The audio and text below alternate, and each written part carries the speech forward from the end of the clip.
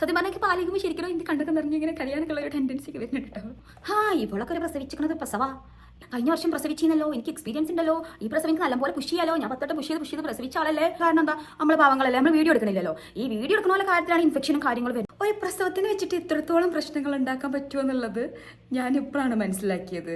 അതായത് ഇപ്പോൾ ദിയ പ്രസവിച്ചതാണോ പ്രശ്നം, അതോ ഒരു ലക്ഷറി ആയിട്ട് പ്രസവിച്ചു എന്നുള്ളതാണോ പ്രശ്നം, അതോ വേദനിച്ചില്ല എന്നുള്ളതാണോ പ്രശ്നം, അതോ മറ്റാർക്കെങ്കിലും വേദനിച്ചതാണോ പ്രശ്നം, എന്താണ് പ്രശ്നം നമുക്ക് നോക്കി വെക്കാം.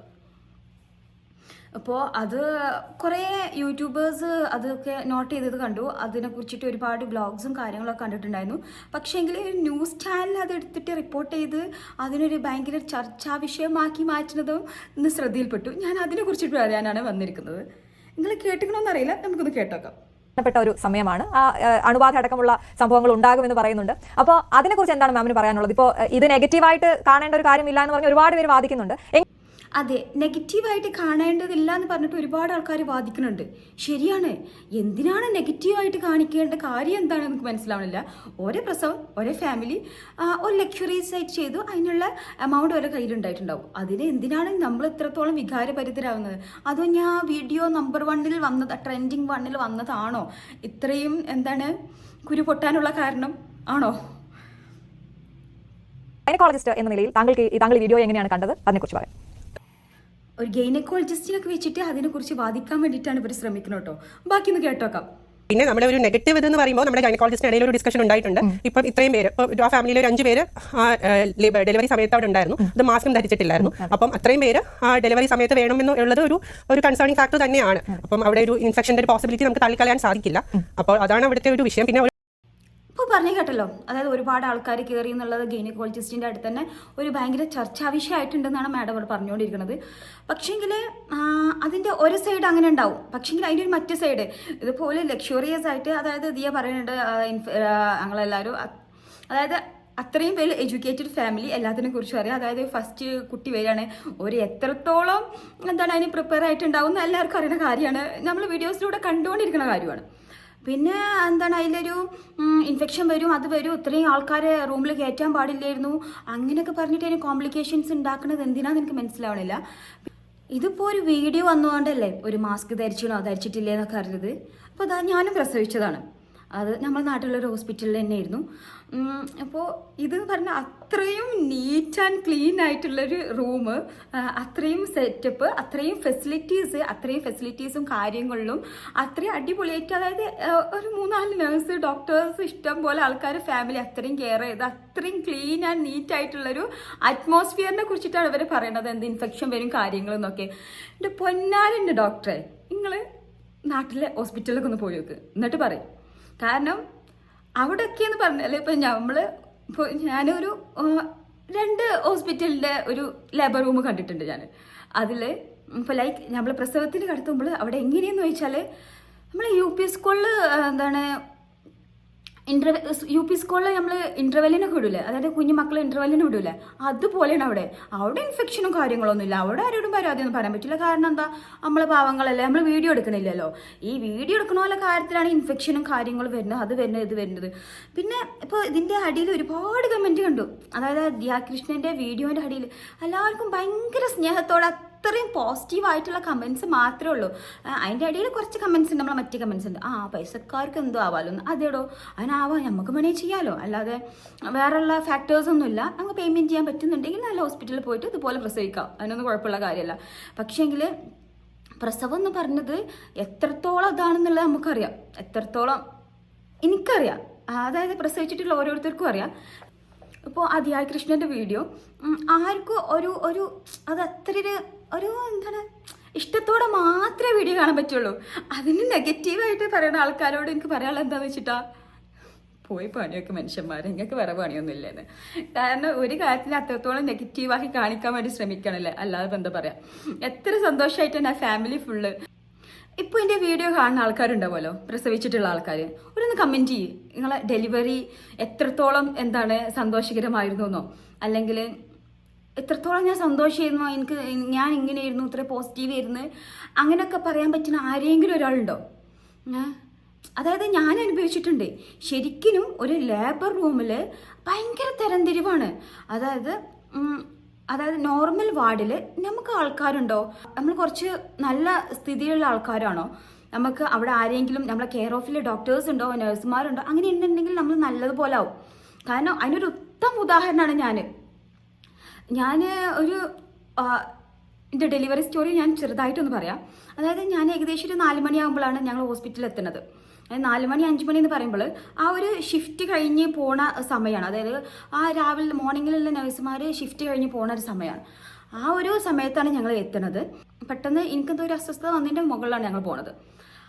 അപ്പോൾ അവിടെ ഉണ്ടായ അനുഭവമാണ് ഞാൻ ഈ പറയാൻ പോണത്. ഞാൻ വേഗം ഹോസ്പിറ്റലിൽ പോവുകയാണ്. ഹസ്ബൻഡ് ഉണ്ട്, മദറിലുണ്ട്, എല്ലാവരും ഉണ്ട്. ഞങ്ങൾ ഹോസ്പിറ്റലിൽ പോവുകയാണ്.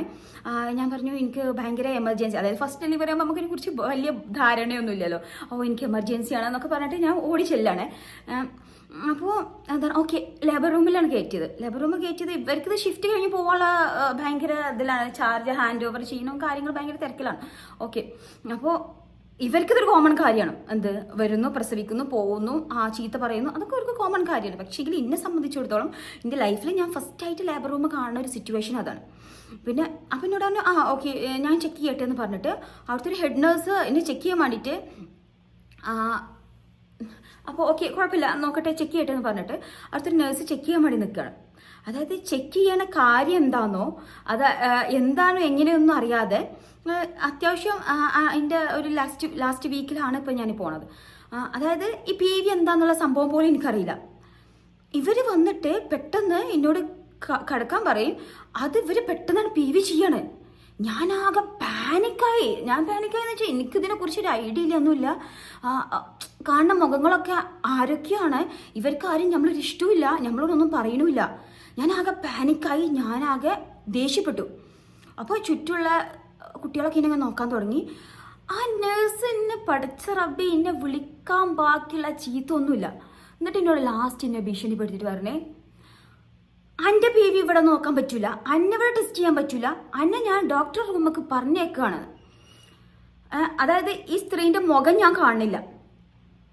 കാരണം എന്താ, എൻ്റെ മൈൻഡും കണ്ണും എല്ലാം ബ്ലാങ്കായി കിടക്കുകയാണ്. അപ്പോൾ അന്നെ ഞാൻ ഇവിടെ ഇതാക്കില്ല എന്നൊക്കെ പറഞ്ഞിട്ട് ഞാൻ പറഞ്ഞു ആയിക്കോട്ടെ എനിക്കും ഒരു കുഴപ്പമില്ല. അതായത് കുറച്ച് തൻ്റെ ഉണ്ടല്ലോ, പ്രഗ്നൻ്റ് ആണ് ഓക്കെയാണ്, പക്ഷേങ്കിൽ നമുക്കപ്പോഴും ആ ഒരു ധൈര്യമുള്ള എന്തോ അങ്ങനെ പറയാൻ എനിക്ക് തോന്നി. ഓക്കെ, കാര്യം എന്താ, നമുക്കൊരു വിഷയമില്ല. ആ ഹോസ്പിറ്റലല്ല എന്നുണ്ടെങ്കിൽ ഞാൻ മലപ്പുറത്താണ് ഞങ്ങൾക്ക് ഏറ്റവും കൂടുതൽ കിട്ടുന്നത് കാര്യങ്ങൾ ഒന്ന് ഫുഡാണ്, അതുപോലെ തന്നെ ഹോസ്പിറ്റലും ഏത് ലെവലിലുള്ള ഹോസ്പിറ്റലും നമുക്കവിടെ സിമ്പിളായിട്ട് കിട്ടും. പിന്നെ ഞാൻ ആ ഹോസ്പിറ്റൽ ചൂസ് ചെയ്യാനുള്ള കാരണം എന്താണെന്ന് വെച്ചിട്ടാൽ ഞങ്ങൾ ആൻറ്റി അവിടെ മെയിനേഴ്സായിട്ട് ആൻറ്റി അവിടെയാണ് വർക്ക് ചെയ്തുകൊണ്ടിരുന്നത്. അപ്പോൾ എനിക്ക് എന്താണ് മുപ്പത്തിയോട് നല്ല അറ്റാച്ച്മെൻ്റ് ആണ്. നല്ല അറ്റാച്ച്മെൻറ്റ് ഞാനും ഹസ്ബൻഡൊക്കെ ഭയങ്കര പെറ്റാണ് പറയില്ല, എനിക്ക് ഭയങ്കര ഇഷ്ടമുള്ള ഒരാളാണ്. അപ്പോൾ ആൻറ്റിയോടുണ്ടാകുമ്പോൾ നമുക്ക് കുറച്ചും കൂടെ ഇതാണല്ലോ, ധൈര്യമാണല്ലോ, ആ ഒരു രീതിയിലാണ് നമ്മളവിടെ കൺസൾട്ട് ചെയ്യാൻ തന്നെ പോണത്. അപ്പോൾ ആൻറ്റി അപ്പോൾ ഓപ്പറേഷൻ തിയേറ്ററിലാണ്, അത് കേസിലാണ്, അതുകൊണ്ടാണ് വരാഞ്ഞത്. ഞാൻ വന്നിട്ട് വിളിച്ചു തന്നിട്ടുണ്ടായിരുന്നു. അപ്പോൾ അസിസ്റ്റൻ്റാണ് ഫോൺ എടുത്ത് ഓക്കെ മാഡം കഴിഞ്ഞിട്ട് ഞാൻ വിളിക്കാമെന്നൊക്കെ പറഞ്ഞു. അതിൻ്റെ മുമ്പായിട്ട് ഇതൊക്കെ വരുന്നത്. അപ്പോഴേക്കും എന്നെ താഴത്തേക്ക് റെഫർ ചെയ്ത് ആ സ്റ്റെപ്പ് ഇറങ്ങിയിട്ട് വേണം ഡോക്ടർ റൂമിൽ പോകാൻ. ഡോക്ടർ റൂമിൽ ചെന്ന് ഡോക്ടർ റൂമിൽ ചെന്നപ്പോഴത്തേന് ആൻറ്റി ഒപ്പം വന്ന്. അപ്പോൾ ഡോക്ടർ ചോദിച്ചു എന്ത് പറ്റി. ഡോക്ടർ മാഷാ അല്ലാ നല്ല അടിപൊളി ഡോക്ടർ, സുമയ്യ ഡോക്ടറാണ് പേര്, ഞാൻ എപ്പോഴും ഓർമ്മിക്കുന്നുണ്ട്. ആ ഡോക്ടർ ഇപ്പോൾ സ്ഥലം മാറി പോയിട്ടോ. എനിക്ക് അതിന് ശേഷം അതിനൊന്നും കാണാനൊന്നും പറ്റിയില്ല. എനിക്കൊരു നല്ല ആഗ്രഹം ഉണ്ടായിരുന്നു അതിനെ പിന്നെ കാണാനൊക്കെ ഒന്ന്, പിന്നെ അതിനെ കാണാനൊന്നും പറ്റിയിട്ടില്ല അതിൽ. അപ്പോൾ ആൻറ്റി വന്നു. അപ്പോൾ ഓക്കെ ആൻറ്റി പറഞ്ഞു എന്താണ്. അപ്പോൾ ഞാൻ ചെല്ലുമ്പോൾ ഡോക്ടറിൻ്റെ ഒരു ഭയങ്കര ഭീകര രൂപയായിട്ട് കാണുന്നത്. ഏതോ ഒരുത്തി എന്താ കാരണം ലേബർ റൂമിൽ നിന്ന് പിന്നെ അത്രയും കോളേജ് ലേബർ റൂമിൽ നിന്ന് കച്ചറുണ്ടാക്കി കുട്ടിയല്ലേ എന്ന് ചോദിച്ചിട്ടാണ് ഇന്നെ ഡോക്ടർ വരവേൽക്കുന്നത്. അപ്പോൾ ആൻറ്റി വന്നപ്പോൾ നിങ്ങളെ കുട്ടിയാണിത്, ഓക്കെ അപ്പോഴാണ് അപ്പോൾ ഡോക്ടർ ഓക്കെ. അപ്പോൾ ആൻറ്റിയാണ് ഇത് എക്സ്പ്ലെയിൻ ചെയ്ത് കൊടുക്കുന്നത്. അതായത് ഓക്കെ എന്താണെന്ന് അറിയില്ല, പെട്ടെന്ന് ഇങ്ങനെ ചെയ്തപ്പോൾ ആകെ പാനിക്കായി, ഇത് ഒരു കാര്യം പോലും പറയാതെയാണ് ഇതൊക്കെ ചെയ്തത്. ഡോക്ടർ ഒക്കെ പറഞ്ഞു നേഴ്സ് ഭയങ്കരമായിട്ട് എന്തോ വല്ലാതെ ഹീറ്റായി എന്നൊക്കെ പറഞ്ഞു. അപ്പോൾ ഡോക്ടർ അയ്യോ മോളെ അതിൻ്റെ ഒന്നും പ്രശ്നമില്ലല്ലോ എന്നൊക്കെ പറഞ്ഞ് ഇന്നവിടെ കിടത്തി എൻ്റെ വയറൊക്കെ ഒന്ന് തടവി എന്താണിത് പുതിയ ചുരിദാറൊക്കെ ഇട്ടുക്കണോ ലൈക്ക് ഭയങ്കര ആ ഒരു ഞാനേ ആകെ കൂളായി. അതായത് അവിടെ നിന്നെ പരിശോധിച്ചതും ഇവിടെ നിന്നെ പരിശോധിച്ചാൽ രാവും പകലും വ്യത്യാസം. അപ്പം ഞാനേ കൂളായി ഓക്കെയാണ്. അപ്പോൾ ഡെലിവറിക്ക് ഓക്കെ അല്ലേ, എന്താ ചെയ്യണേ, വീട്ടിൽ പോകണോ അതോ നമുക്ക് ഇവിടെ കിടന്ന് പ്രസവിക്കണോ, നമുക്കൊന്ന് അഡ്മിറ്റായി നോക്കാമല്ലേ, ഓക്കെയാണ്, നമുക്ക് എന്താണ് ഓപ്പണിംഗ് ഉണ്ട്, നമുക്കൊന്ന് അഡ്മിറ്റായി നോക്കാമെന്ന് പറഞ്ഞിട്ട് നമ്മൾ പോയി. അങ്ങനെ അങ്ങനെ പോയി. അതിന് ശേഷം നമ്മൾ 1 മണിക്കൂർ അങ്ങാണ്ട് വിട്ട് ഇടയ്ക്കിടയ്ക്ക് വന്നിട്ട് നമ്മൾ ഹാർട്ട് ബീറ്റും കാര്യങ്ങളൊക്കെ ഒന്ന് ചെക്ക് ചെയ്ത് നോക്കും. അപ്പം ഞാൻ വരികയാണ്. ഞാൻ വരുമ്പോൾ പിന്നത്തെ വരവിൽ ഞാൻ വരുന്നത് ആൻറ്റീൻ്റെ കയ്യും പിടിച്ചിട്ടാണ്. അപ്പോഴത്തെ ആ വരവിൽ അപ്പോൾ എനിക്ക് കിട്ടിയ ട്രീറ്റ്മെൻറ്റ് ഉണ്ടല്ലോ. അപ്പോൾ പിന്നെ ഞാനും ഓൾക്ക് എന്തായി എടി എന്നുള്ള ഒരു ആരാണ് നീ ആരാ എന്താ എന്നുള്ള ഒരു സംഗതി മാറിയിട്ട് മോളെ വരൂ ഇരിക്കൂ ഇഞ്ചക്ഷൻ വെക്കട്ടെ അങ്ങനെ ഇരിക്കട്ടെ കാല് പൊന്തിച്ച് വെക്കട്ടെ. അതായത് അപ്പോൾ എനിക്ക് കാണാൻ പറ്റിയത് എന്താ അറിയോ, അപ്പോൾ എനിക്ക് ശരിക്കും ഇവർക്ക് എങ്ങനെയും പെരുമാറാൻ അറിയാം. എന്നിട്ട് ആ ഹെഡ് നേഴ്സ് വന്നിട്ട് സോറി കുട്ടി എനിക്ക് അറിയില്ലായിരുന്നു, ഫസ്റ്റത്തെ ഡെലിവറിയാണ്, ലേബർ റൂം ആദ്യമായിട്ട് കാണാമെന്ന് മോളെ എനിക്ക് അറിയില്ലായിരുന്നു, അങ്ങനെയായിരുന്നു എനിക്കറിയില്ലായിരുന്നു, അതാണ് എനിക്കറിയില്ല. അതായത് ഡ്യൂട്ടി കഴിഞ്ഞ് പുറത്ത് പോയ ആ നേഴ്സ് വന്നിട്ട് എന്നോട് സോറി പറയണം. അപ്പോൾ നമുക്ക് സോറി കേൾക്കാൻ പറ്റിയൊരു മാനസികാവസ്ഥയാണല്ലോ. അതിനുശേഷം ആ നേഴ്സ്, ആ ഹെഡ് നേഴ്സ് വേറൊരു നേഴ്സിനെ ഇനി ഏൽപ്പിച്ചു കൊടുക്കുകയാണ്. ഇത് നമ്മളെ മോളാണ്, നല്ലോണം നോക്കിക്കോണേ, എന്താണ് നോക്ക് നല്ല പേടിയാണ് അങ്ങനെയൊക്കെ പറഞ്ഞിട്ട്. അത്രേ ഉള്ളൂ. അതായത് നമുക്കൊരു ബലം ഉണ്ടെന്ന് അറിഞ്ഞാൽ, അല്ലെങ്കിൽ നമ്മൾ കുറച്ച് ഓക്കെ ആണ്, അല്ലെങ്കിൽ നമുക്ക് അതിനെ കൊണ്ട് പറ്റും, അല്ലെങ്കിൽ നമുക്ക് വേറെ ഇഷ്ടംപോലെ ഓപ്ഷൻസ് ഉണ്ടെന്ന് പറയുമ്പോൾ ഇതാണ്. ഇപ്പോൾ അതുപോലെ തന്നെ എനിക്ക് വേറെ റിലേറ്റീവ്സൊക്കെ ഹോസ്പിറ്റലുണ്ട്. അപ്പോൾ ഓരൊക്കെ വിളിച്ച് ചോദിക്കുമ്പോഴൊക്കെ വന്നിട്ട് മോക്ക് ഇവിടെ ഒരുപാട് ആൾക്കാരുണ്ടല്ലേ, ഓക്കെ അങ്ങനെ ലൈക്ക് അവർ നമുക്ക് തരുന്ന ട്രീറ്റ്മെൻറ്റിലുള്ള വ്യത്യാസം തന്നെ നമുക്ക് മനസ്സിലാക്കാൻ പറ്റുന്നുണ്ടായിരുന്നു. ഓരോരുത്തരുടെ ഡെലിവറിക്കും ഓരോരുത്തരുടെ സ്റ്റോറി ഉണ്ടാവും. ഇതിപ്പോൾ ഇങ്ങനെ ഒരു കേസ് വന്നുകൊണ്ടാണ് ഞാനിത് ഓപ്പണായിട്ട് പറയുന്നത്. അങ്ങനെ എല്ലാത്തിനും പിന്നെ അതുപോലെ തന്നെ ഇപ്പോൾ എൻ്റെ കേസ് ഞാൻ പറഞ്ഞു, അതുകൊണ്ട് തന്നെ എനിക്ക് ആ ഫസ്റ്റ് ഉണ്ടായ ആ ഒരു ബുദ്ധിമുട്ടും കാര്യങ്ങളും ഉണ്ടായിട്ടുള്ളൂ. അത് പിന്നെ അവിടെ തീർന്നു. പിന്നെ അതിലൊരു ബുദ്ധിമുട്ട് കാര്യങ്ങളും പിന്നെ എനിക്ക് ഡെലിവറിയുമായി ബന്ധപ്പെട്ട് ഒരു ബുദ്ധിമുട്ടും വന്നിട്ടില്ല അത്രയും. പിന്നെ ഞാൻ കാണുന്ന കാഴ്ച എന്താണെന്ന് വെച്ചാൽ, എനിക്ക് പിന്നെ അവിടെ ഒരു ചേച്ചിയുണ്ട്, നമ്മളെ ക്ലീൻ ചെയ്യണ ചേച്ചിയാണ് തോന്നുന്നുണ്ട്. ആ ചേച്ചിനെ ഞാൻ വിളിച്ചിട്ട് പറഞ്ഞു, ചേച്ചി എന്നൊന്ന് പ്രത്യേകം കെയർ ചെയ്തോണേ, എന്താണ്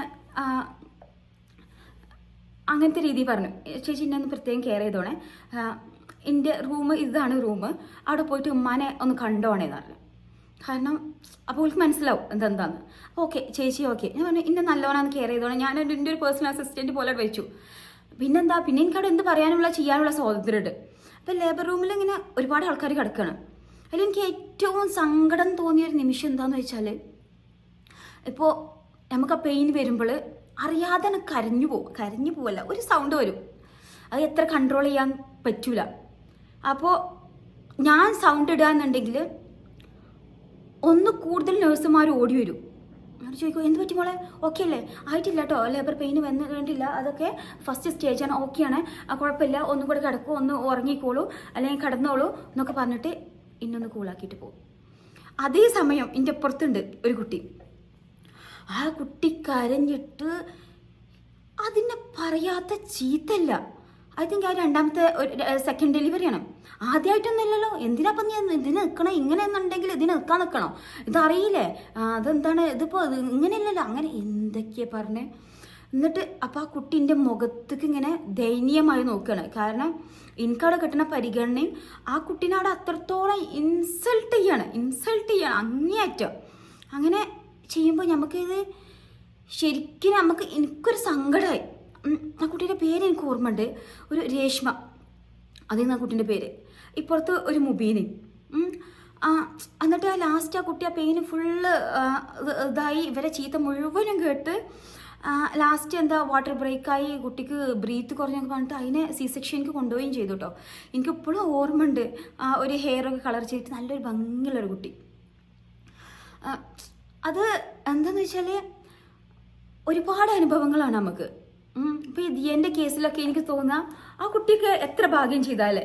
ശരിക്കും ആ കുട്ടിക്ക് പ്രസവം എന്ന് ആലോചിക്കുമ്പോൾ ശരിക്കും ആ കുട്ടീൻ്റെ മുഖം മാത്രമായിക്കാരം, അതായത് നിയോമിൻ്റെ മുഖം മാത്രമായിക്കാരം ഈ ദിയൻ്റെ മനസ്സിൽ വരിക. പക്ഷേങ്കിൽ നമ്മളൊരു നോർമൽ ആൾക്കാർക്ക്, ഇപ്പോൾ ഒരു മിഡിൽ ക്ലാസ് ഫാമിലിയിലത്തെ ആൾക്കാർക്ക് കാണുന്നത് എന്തായിക്കാരുന്നവരോ, ഈ നേഴ്സുമാരുടെ മുഖം, അവിടുത്തെ സ്റ്റാഫിൻ്റെ മുഖവും, ഓരോ തുറച്ചു നോട്ടും, ഓരോ പറയുന്ന ചീത്ത വാക്കുകളൊക്കെ ഇങ്ങനെ ചെവിയിൽ ഇങ്ങനെ മുഴങ്ങി കിടക്കുക. നമ്മൾ അത്രയും നല്ലൊരു മൊമെൻറ്റ് ഒരു ഇതിന് വേണ്ടി വെയിറ്റ് ചെയ്ത് നിൽക്കുമ്പോൾ കേൾക്കണ വാക്കുകളാണെന്നുണ്ട്. ഓർക്കത് കോമൺ ആണ്. അപ്പോൾ ഓർക്ക് ചീത്ത അപ്പോൾ പറയുന്നത് ഞങ്ങളിപ്പോൾ ഇതൊക്കെ ഇഷ്ടം പോലെ കാണുന്നതാണ്.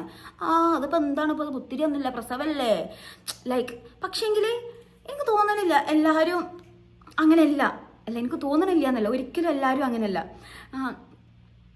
ഒരു കുട്ടി ഉണ്ടായിരുന്നു അതുപോലെ തന്നെ ഒരു കുട്ടീൻ്റെ പേര് എനിക്ക് ഓർമ്മയില്ല, ജൂനിയറാണ്, പഠിച്ചുകൊണ്ടിരിക്കുകയാണ്. ആ കുട്ടി അയ്യോ എന്തൊരു സ്നേഹത്തോടെ ഇരുന്ന്. ഞാൻ ആ കുട്ടീൻ്റെ നമ്പർ ഞാൻ വാങ്ങിച്ചിരുന്നു, പിന്നെ കോണ്ടാക്ട് ചെയ്യാലോ, എനിക്ക് അതിന് എന്തെങ്കിലും ഒരു ഗിഫ്റ്റൊക്കെ വാങ്ങിക്കൊടുക്കാൻ. അതായത് അത്രയും ഒരു ഇതിലുള്ള ഒരു ഇത് ആ കുട്ടിക്ക് ഞാൻ അതിന് നമ്പർ സേവ് ചെയ്തിട്ടുള്ള മാലാകാന്നായിരുന്നു. കാരണം എനിക്ക് ഞാൻ ആ കുട്ടീനോട് പറഞ്ഞും ചെയ്തു, ശരിക്കും എൻ്റെ ഒരു പുഞ്ചിരിയോട് കൂടി ഈ ഒരുപാട് ആൾക്കാർക്ക് റിലാക്സേഷൻ കൊടുക്കണം. അതുപോലെ തട്ടട്ട കുട്ടി ഉണ്ടായിരുന്നു, അതിൻ്റെ പേര് ഓർമ്മയില്ലാത്തതുകൊണ്ടാട്ടോ ഞാൻ അങ്ങനെ പറയുന്നത്. ആ കുട്ടി ഉണ്ടായിരുന്നു, അതുപോലെ തന്നെ ആയിരുന്നു. അത്രയും എന്താണ് നമ്മൾ അത്രയും കെയർ ചെയ്യണ ആൾക്കാരെ. അതായത് ഇപ്പം നമ്മൾ പറയില്ല ഓൾക്ക് ജോലിൻ്റെ സ്ട്രെസ്സാണ് കാര്യങ്ങളാണെന്നൊക്കെ, അതൊക്കെ ഉണ്ടാവും. പക്ഷേങ്കിൽ ഇത്രയും പെയിന് സഹിച്ചിട്ട് ഇപ്പോൾ ഒരു 10 വട്ടം പ്രസവിച്ചാലും ആ ഒരു വേദന എന്ന് പറയുന്നത് ആ 11ാമത്തെ വട്ടാണെങ്കിലും അതുപോലല്ലേ. അല്ലാതെ നമ്മൾ കഴിഞ്ഞ വർഷം പ്രസവിച്ചിരുന്നല്ലോ, എനിക്ക് എക്സ്പീരിയൻസ് ഉണ്ടല്ലോ, ഈ പ്രസവം എനിക്ക് നല്ലപോലെ പുഷ് ചെയ്യാലോ, ഞാൻ 10 വട്ടം പുഷ് ചെയ്ത് പ്രസവിച്ച ആളല്ലേ, അങ്ങനെയാണോ? എന്താണ് മനുഷ്യന്മാരിങ്ങനെ? എത്ര ക്രൂരമായിട്ടാണ് ലേബർ റൂമത്തെ സ്റ്റാഫ് നമ്മളോട് ബിഹേവ് ചെയ്യണമെന്നുള്ളതാണ്. പക്ഷേങ്കിൽ ഇതൊരിക്കലും അവിടുത്തെ മാനേജ്മെൻറ്റോ അവിടുത്തെ ഡോക്ടേഴ്സോ ഒന്നും അറിയണില്ല. അപ്പോൾ അതുപോലെ തന്നെ ഫുഡ് ഇപ്പോൾ കണ്ടു, ദിയ ഇഷ്ടത്തിന് ഫുഡ് ഫാമിലീൻ്റെ ഒപ്പം ഇരുന്നൊക്കെ ഫുഡ് കഴിക്കണേ. പക്ഷെ നമുക്ക് എന്താ കഴിച്ചുകൊണ്ടിരിക്കണേ? എന്താണ് ബ്രെഡ്, വെള്ളം. അതന്നെ നമ്മൾ ഒന്ന് കൂടുതൽ ടൈം വെള്ളം ചോദിച്ചാൽ തന്നെ അത് വെള്ളം നമുക്ക് കിട്ടൂല. എന്നിട്ട് ആ കുട്ടി ഉണ്ടല്ലോ, എൻ്റെ അടുത്ത് കിടന്ന കുട്ടി, പിന്നെ എനിക്ക് ധൈര്യമായല്ലോ, കാരണം എന്താണ് ഇന്നവരൊന്നും പറയില്ല, കാരണം എനിക്ക് ധൈര്യമായി. ആ കുട്ടി വെള്ളം ചോദിച്ചിട്ട് ആയിട്ടുള്ള മെയിൻറ്റ് പോലും ചെയ്യണില്ല. ശരിക്കും എനിക്ക് ആലോചിക്കുമ്പോൾ എനിക്ക് എപ്പോഴും ആ കുട്ടീൻ്റെ മുഖൻ്റെ മനസ്സിലുണ്ട് കേട്ടോ, വെള്ളം പോലും കൊടുക്കില്ല. എന്നിട്ട് ഞാൻ നീച്ചിട്ട് വെള്ളം എടുത്തു കൊടുത്ത ആ ഒരു സീനിൻ്റെ ഓർമ്മയിലുണ്ട്. അതായത് ഞാൻ ഡെലിവറി കഴിഞ്ഞ് വന്നിട്ട് കിടക്കുമ്പോഴും ആ കുട്ടിക്ക് അത് അവിടെ തന്നെ കിടക്കുകയാണ്. അപ്പോൾ എന്നോട് ഓരോ കാര്യങ്ങൾ ചോദിക്കണം. അപ്പോൾ ആ മുബീന എന്ന് പറഞ്ഞ കുട്ടി ഉണ്ടായിരുന്നു, പറഞ്ഞില്ലേ, ആ കുട്ടിക്ക് ഞാൻ എന്തൊക്കെയോ ഒക്കെ പറഞ്ഞു കൊടുത്ത് ഇങ്ങനെയൊക്കെ ചെയ്താൽ മതിട്ടോ, നോർമൽ ഡെലിവറി ആവും, പേടിക്കണ്ട എന്നൊക്കെ പറഞ്ഞ് ആ കുട്ടിക്ക് ഐ തിങ്ക് ഒരു 19 years അങ്ങാണ്ടുള്ളൂ ആയിരുന്നു ഏജ്. അപ്പോൾ ശരിക്കും എൻ്റെ മനസ്സിൽ അതൊക്കെ ഇപ്പം കടന്നു വരുന്നുണ്ട്. എന്നിട്ട് അത് കഴിഞ്ഞ് ഡെലിവറി കഴിഞ്ഞ് ഞാൻ പുറത്തേക്ക് ഇറങ്ങാണ്. അവിടെ ഒരുപാട് ഉമ്മമാരാണ്, ഒരുപാട് ലേഡീസാണ് മെയിനായിട്ട് ആ വാതിൽക്കൽ ഇങ്ങനെ നിൽക്കുകയാണ് കേട്ടോ. കുറേ ആൾക്കാരുടെ ഒരു കോണിൻ്റെ അയിമ ഇങ്ങനെ ഇരിക്കുന്നുണ്ട്. അപ്പോൾ നിങ്ങൾക്ക് അപ്പോൾ ആ ഉമ്മ എന്നോട് ചോദിക്കുകയാണ്, എൻ്റെ മോൾ എന്തായി, ഇന്നലെ അയ്യോ പോണതിൻ്റെ മുമ്പേണല്ലോ ഓളെ കയറിയത്, എന്തായി? ഞാൻ പറഞ്ഞു നിങ്ങൾ അതിൻ്റെ ഉള്ളിൽ പോയി ചോദിച്ചു നോക്കൂ, അല്ലെങ്കിൽ ഡോക്ടറെ കാണിക്കൂ, ഓൾ കുഴപ്പമൊന്നുമില്ല, അങ്ങനെ കിടക്കണുണ്ട്, ഓക്കെ എന്നൊക്കെ പറഞ്ഞിട്ട് ഞാൻ കൺവിൻസ് ചെയ്യും. ഞാൻ പറഞ്ഞു പ്രശ്നം എന്തുണ്ടെന്നുണ്ടെങ്കിൽ നിങ്ങൾ നഴ്സുമാരോട് ചോദിക്കുക. അപ്പോൾ പറയാം നഴ്സുമാരോട് ചോദിച്ചാൽ ഓല് ഭയങ്കര മോശമായിട്ടാണ് പെരുമാറുന്നത്. അതുപോലെ തന്നെ ഞങ്ങൾ എന്തെങ്കിലും ചോദിച്ചാൽ ഞങ്ങൾ കുട്ടീനോടത് കാട്ടിയാലോ. അതായത് ഈ ലേബർ റൂമിൻ്റെ ഉള്ളിൽ എന്താ നടക്കണമെന്ന് ഇവരറിയണില്ലല്ലോ. അപ്പോൾ ഞങ്ങൾ എന്തെങ്കിലും ചോദിച്ചിട്ട് അവർക്കത് ഇഷ്ടപ്പെട്ടില്ലെങ്കിൽ ഞങ്ങൾ കുട്ടീനോട് പോയിട്ട് അത് ചെയ്താലോ, അത്ര ഇത്. പിന്നെ ഇതൊക്കെ എൻ്റെ ഒരു പാർട്ടാണ്, എൻ്റെ ഡെലിവറി സ്റ്റോറിൻ്റെ ഒരു പാർട്ടാണ് കേട്ടോ. അതിൻ്റെ ഒരു അപ്പുറത്തൊരു മനോഹരമായിട്ടുള്ള പാർട്ടുണ്ട്, എൻ്റെ ഉമ്മാത്ത. ശരിക്കും എന്താണ് ആ ഉമ്മാത്ത എന്ന് പറയുമ്പോൾ എനിക്കിപ്പോഴും എപ്പോഴും അതായത് നഴ്സുമാർ എങ്ങനെ ആവാന്നുള്ളതിൻ്റെ ഒരു ഉദാഹരണമാണ് ഉമ്മാത്ത. അതായത് ഞാൻ ആൻറ്റി മന്നാണ് ഉമ്മാത്ത എന്ന് വിളിക്കുക. അതായത് ഞാൻ ആ ലേബർ റൂമൊക്കെ കയറുന്നത് മുതൽ എൻ്റെ കൈ പിടിച്ചിട്ട് ഡെലിവറി കഴിഞ്ഞിട്ട് ഡോക്ടർ പറഞ്ഞു നീ പൊയ്ക്കോളൂ, ഞാൻ നോക്കിക്കോളാന്ന് പറഞ്ഞിട്ടും ഡോക്ടറിൻ്റെ കൈ ആൻറ്റിൻ്റെ കയ്യിൽ നിന്ന് വേറെ എടുത്തിട്ടാണ് പോയിട്ടുള്ളത്. അതായത് ഓരോ പ്രാവശ്യവും ഇല്ല കുഴപ്പമില്ല എന്ന് പറഞ്ഞ് എൻ്റെ കൈ അതായത് ഇപ്പോൾ ഓരോ ഫാമിലി ഒപ്പം നിന്നില്ലേ, ആ ഫാമിലി ഒപ്പം നിൽക്കുമ്പോഴുള്ള ഫീലിംഗ് എന്താന്ന് ഈ നെഗറ്റീവ് കമൻറ്റ് എഴുതി വിടുന്ന അല്ലെങ്കിൽ അത് റിപ്പോർട്ട് ചെയ്യുന്ന ഡാഷുകൾക്കറിയില്ല. ഉമ്മാത്തിൻ്റെ കൈ പിടിച്ച് നിന്നപ്പോൾ ഉള്ള ആ ഒരു ഇത് എനിക്കിപ്പോഴും അറിയാം. ഇപ്പം പലരും പറഞ്ഞു കേട്ടിട്ടുണ്ട്, നമ്മളെ പ്രഗ്നൻസി സമയത്ത്, ഡെലിവറി സമയത്ത് ആരും നല്ലത് ചെയ്തോ അത് എപ്പോഴും നമ്മൾ അത്രയും നല്ല ബോൾഡ് ലെറ്റേഴ്സിൽ എഴുതി വെക്കും. ആരാണ് ഓപ്പോസിറ്റ് ചെയ്തത് അതും നമ്മൾ അതുപോലെ എഴുതി വെക്കുന്നതാണ് മൈൻഡിൽ. ഏകദേശം യാമിമോക്ക് 3 വയസ്സാവാനായി. ഇപ്പോഴും ആ കാര്യങ്ങളൊക്കെ എനിക്ക് കറക്റ്റായിട്ട് എനിക്ക് അതങ്ങനെ ഇങ്ങനെ പാരഗ്രാഫായിട്ട് ഓർത്തിരിക്കാൻ പറ്റുന്നു എനിക്ക്. അന്ന് അത് അത്രയും നല്ലൊരു മൊമെൻ്റ് ആയിരുന്നു. അതെനിക്ക് ഓർമ്മയുണ്ട്. ഡോക്ടേഴ്സ് എന്താ പഠിച്ചത്, അതായത് എനിക്ക് എങ്ങനെയാണ് പെയിൻ വന്നതെന്ന് വെച്ചാൽ എനിക്ക് ആദ്യം പെയിൻ വരും, മാക്സിമം പുഷ് ചെയ്യും, നടക്കൂല, പിന്നെ ഒരു 10 മിനിറ്റ് ഗ്യാപ്പ് ഉണ്ടാവും. അപ്പോൾ എന്താണ് ഉമ്മാത്തിയും ഡോക്ടറും ഞാനും പിന്നെ ഭയങ്കര സംസാരം കേട്ടോ. എന്താണ് അപ്പോൾ കാര്യത്തിൻ്റെ പെയിനാണ് വിട്ടുപോയിട്ടുണ്ടോ, പിന്നെ എനിക്ക് പെയിനേ ഇല്ല, അവിടെ ഒരു പ്രഷർ വരണല്ലോ. പിന്നെ ഞങ്ങളിങ്ങനെ കോളേജിനെ കുറിച്ചിട്ട് ഇൻവെസ്റ്റ്മെൻറ്റ്, മ്യൂച്വൽ ഫണ്ട്, ലൈഫ്, അടിച്ചുപൊളി ജീവിതം, സൗദി ലൈഫ്, ലൈക്ക് അങ്ങനത്തെ ഒരുപാട് കാര്യങ്ങൾ ഡോക്ടറും ഞാനും പറഞ്ഞുകൊണ്ടിരിക്കുന്നു. അപ്പോൾ പിന്നെ ആൻറ്റി ഉണ്ടല്ലോ, അപ്പോൾ ആൻറ്റീനെ കുറിച്ചിട്ട് ഓളിങ്ങനെ അറിയണ പോലെ ഒന്നല്ല, ഓള് ജഗജില്ലാടി ലൈക്ക് അങ്ങനെയൊക്കെ പറഞ്ഞുകൊണ്ട് നിൽക്കുന്നുണ്ടായിരുന്നു. അപ്പോൾ എനിക്ക് ശരിക്കും ആ ഒരു മൊമെൻറ്റ് നല്ലതാണ്. അതൊക്കെ കഴിഞ്ഞ് നല്ല ഹാപ്പി ആയിട്ട് അൽഹംദുലില്ലാ നല്ല അടിപൊളിയായിട്ട് തന്നെയാണ് അത് കഴിഞ്ഞത്. പ്രസവം കഴിഞ്ഞാൽ അത് അടിപൊളിയായി കഴിയാൻ കാരണം എൻ്റെ ആൻറ്റി മാത്രം കേട്ടോ. അത് എനിക്ക് എന്നുണ്ട്, ഞാൻ എപ്പോഴും ആൻറ്റിനോട് പറയുന്ന കാര്യമാണത്. അത് ഞങ്ങൾ തമ്മിലൊരു ബോണ്ടിങ് ആണ്. അപ്പോൾ അത് കഴിഞ്ഞ് പ്രസവം കഴിഞ്ഞ് പുറത്തേക്ക് ഇറങ്ങിയപ്പോൾ ഉള്ള സീനൊക്കെ പറഞ്ഞല്ലോ, അതൊക്കെ കഴിഞ്ഞു കേട്ടോ. അതൊക്കെ പ്രസവമൊക്കെ കഴിഞ്ഞ് എനിക്ക് ആ പ്രസവം കഴിഞ്ഞതിന് ശേഷം ഒരു ചുമയായിരുന്നു. ചുമ എന്ന് വെച്ചാൽ ലേബർ റൂമിൽ ഒരുപാട് നേരം അങ്ങനെ കിടന്നുകൊണ്ടാണോ, ഒരു ചൂടുള്ളൊരു ഒരു ചൂടുള്ളൊരു അറ്റ്മോസ്ഫിയർ, അതുകൊണ്ടാണെന്ന് പറയാൻ നീരിറങ്ങി എന്തായാലും എനിക്ക് ഭയങ്കര ചുമയായിരുന്നു. അതുപോലെ തന്നെ എനിക്ക് സ്റ്റിച്ചിടലൊക്കെ ഒരു ഭയങ്കര ടാസ്ക് ചെയ്യുന്നു കേട്ടോ. പ്രസവിക്കണം എനിക്ക് ഇതിനേക്കാളും കൂടുതൽ ആ പ്രസവ വേദന ഞാൻ സ്റ്റിച്ചിൻ്റെ വേദന മേലെ മറന്നു പറയില്ല. അതായത് പ്രസവ വേദന എന്താണെന്ന് ഓർമ്മിക്കുമ്പോൾ എനിക്ക് ശരിക്കും ആ വേദന എനിക്ക് ഓർമ്മയില്ല, കാരണം എനിക്ക് സ്റ്റിച്ചിടുന്ന വേദനയാണ് എനിക്ക് ഓർമ്മ. അപ്പോൾ അത്രയും നല്ലൊരു സുഖമുള്ള വേദന ഇരുന്നത്. അപ്പോൾ അത് കഴിഞ്ഞു നമ്മൾ ഇറങ്ങി. ഓക്കെ, അപ്പോൾ ഒക്കെ കഴിഞ്ഞു. അപ്പോൾ നമ്മൾ നല്ല ഹാപ്പി ആയിട്ട് ഇരുന്ന് പിന്നെ നമ്മൾ ഗസ്റ്റ് ആൾ വരും, നമുക്ക് ഒരുപാട് ഗസ്റ്റ് ആൾ വരും. അപ്പോൾ ഗസ്റ്റ് ആളൊക്കെ വന്ന് പ്രസവമൊക്കെ ഓക്കെ ആയിരുന്നു ഒക്കെ പറഞ്ഞ് നോക്കുമ്പോൾ ആ മറ്റേ സ്വാഭാവികം ഏത് ഗസ്റ്റ് വന്നാലും ഉണ്ടാവും, എനിക്ക് വയ്യ. അത് ഇപ്പോഴും അങ്ങനെ തന്നെയാടാ, പണ്ടും അങ്ങനെ എന്നുള്ള പോലെ പണ്ടത്തെ പോലെ തന്നെയാണ് ഇപ്പോഴും ആ കാര്യത്തിൽ കേട്ടോ. നമ്മൾ പ്രസവിച്ച് ഹോസ്പിറ്റൽ റൂമിലാണെങ്കിലും വീട്ടിലാണെങ്കിലും ഒക്കെ ഇപ്പോഴും അതുണ്ട്. ഇപ്പോൾ എൻ്റെ കാര്യത്തിൽ എന്തുണ്ടായെന്ന് അറിയോ, ഞാൻ പ്രസവിച്ച് ഇങ്ങോട്ട് റൂമിലേക്ക് വരും. അപ്പോൾ ഉമ്മാത്താനേക്ക് കിട്ടിയ റിപ്പോർട്ട് വരെ എല്ലാവരും കയ്യിലുണ്ടല്ലോ. അതായത് ഓക്കെയാണ്, കുഴപ്പമൊന്നുമില്ല, ഞാൻ ഹാപ്പിയാണെന്നുള്ളത്. അപ്പോൾ എന്താ പറയണത്, ഇവളൊക്കെ ഒരു പ്രസവിച്ചിരിക്കണത് പ്രസവാ. എൻ്റെ ആ മറ്റേ ഇവളെ അനിയത്തിയിട്ടല്ലോ, അതൊക്കെ നല്ല ഇടങ്ങാറായിട്ടാണ് പ്രസവിച്ചത്. ഇവളത്തൊക്കെ വേഗം 10 മിനിറ്റ് കൊണ്ട് കാര്യം കഴിഞ്ഞില്ലേ. ശരിക്കും കേട്ടപ്പോൾ എനിക്ക് നല്ലൊരു സുഖം കിട്ടിയിരുന്നു. ഞാൻ പ്ലസ് മരിക്കണുണ്ടോന്നൊക്കെ. പിന്നെ അതുപോലെ ഒരുപാട് കാര്യങ്ങളൊക്കെ ഉണ്ടായിരുന്നു. അപ്പോൾ എനിക്ക് ഏറ്റവും കാര്യം, അപ്പോൾ അത് നമ്മൾ പറഞ്ഞു തുടങ്ങിയതൊന്നുമല്ല, അപ്പോൾ അതിൽ ഏറ്റവും പറയാനുള്ള കാര്യം കൺഗ്രാജുലേഷൻ ദിയ, അശ്വിൻ നല്ലൊരു അൽഹംദുലില്ലാ നല്ലൊരു കുഞ്ഞു ബേബി. നിങ്ങൾ ആഗ്രഹിച്ച പോലെ തന്നെ ദിയ എനിക്ക് തോന്നുന്നു ഒരുപാട് ആഗ്രഹിച്ചിട്ടുണ്ട്. അതായത് കല്യാണം പെട്ടെന്ന് കഴിക്കണം, ഒരു കുട്ടിയാണൊക്കെ ആദ്യം പറയുന്ന കാര്യം.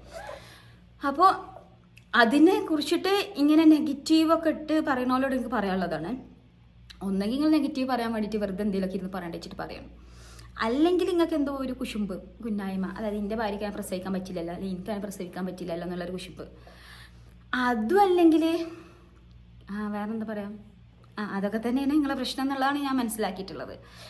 പിന്നത്തെ ഒരു കാര്യം, ഓരോ ഫാമിലിയിൽ നിന്ന് 4-5 ആൾക്കാർ നിന്ന് വെച്ചിട്ട് അത് അത്രയും ആ കുട്ടിക്ക് പ്രസവിക്കാനുള്ള ഒരു ഇതുണ്ടാവുള്ളൂ. പിന്നെ വേറൊരു കാര്യം എന്താ അറിയോ,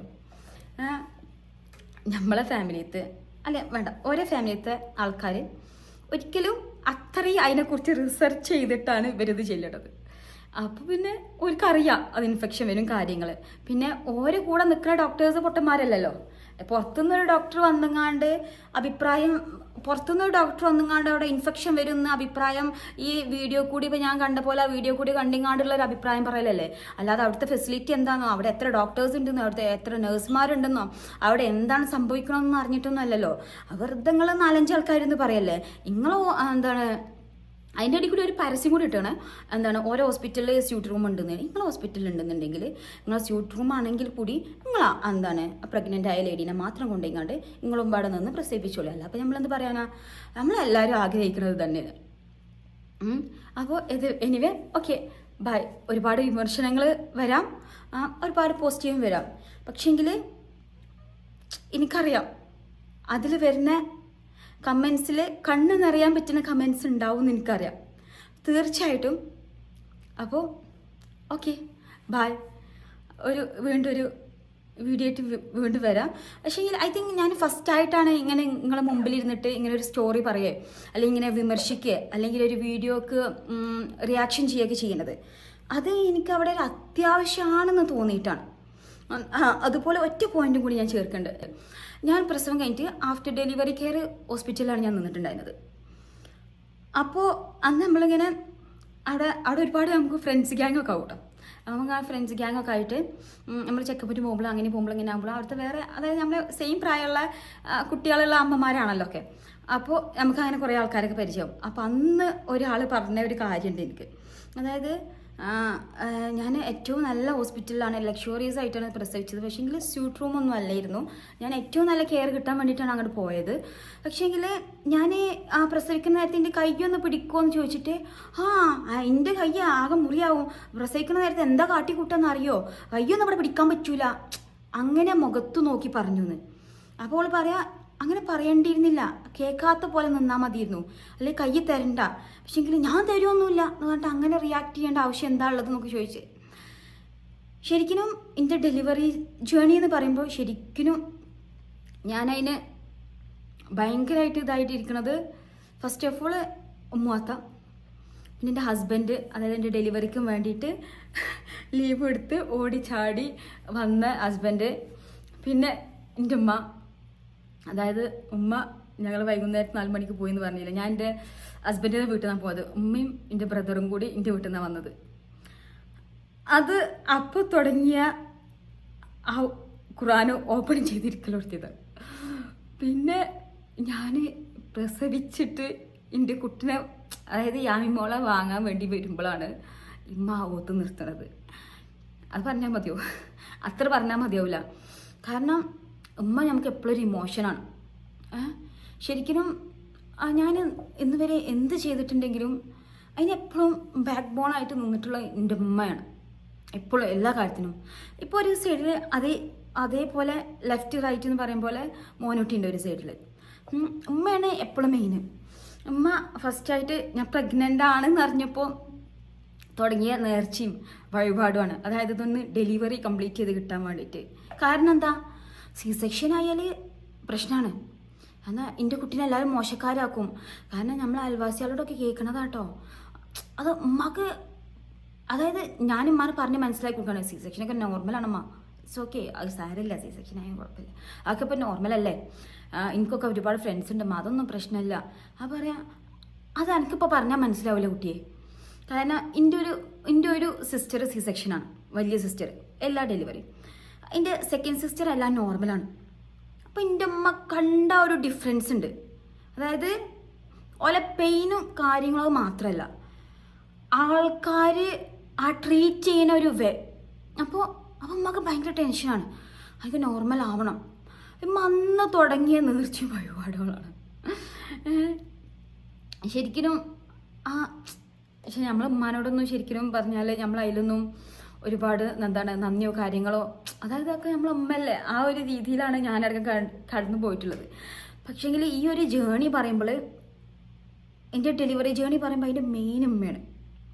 സത്യം പറഞ്ഞാൽ എനിക്ക് പാലിക്കുമ്പോൾ ശരിക്കും എൻ്റെ കണ്ണൊക്കെ നിറഞ്ഞ് ഇങ്ങനെ കരയാനൊക്കെ ഉള്ള ഒരു ടെൻഡൻസി ഒക്കെ വരുന്നുണ്ട് കേട്ടോ.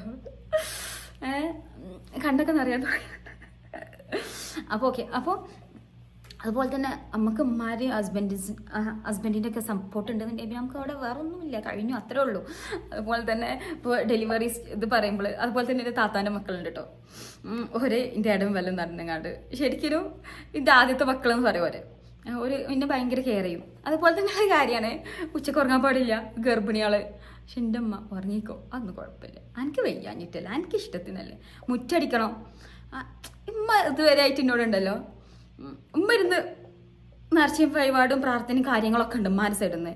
പക്ഷേങ്കിൽ എന്നോട് ഉമ്മ നിലം തുടക്ക് അല്ലെങ്കിൽ മുറ്റടിച്ചവർ പ്രസവിക്കൂല, എന്താണ് അങ്ങനെ ചെയ്യും ഇങ്ങനെ ചെയ്യുന്നൊന്നും ഇതുവരെയായിട്ട് എന്നോട് ഉമ്മ പറഞ്ഞിട്ടില്ല. മാക്സിമം എന്നെ ട്രെയിൻ ചെയ്യിപ്പിക്കാൻ വേണ്ടിയിട്ട് ശ്രമിച്ചിട്ടുള്ളൂ. അതുപോലെ തന്നെ എൻ്റെ മോളെയാണെങ്കിലും. അപ്പോൾ അതിൽ വേറെ കാര്യം എന്താ വെച്ചിട്ടാ, എൻ്റെ മോളെ നിർത്തിയിട്ട് എങ്ങനെ ബ്രെയിൻ വാഷ് ചെയ്താലും എന്തൊക്കെ ഞാൻ കൊടുത്തു ചോദിച്ചാലും എനിക്കറിയിച്ചാൽ അടി എൻ്റെ അമ്മ കാക്കുമ്മേ ഞാനേ കഥ അതേ പറയുള്ളൂ.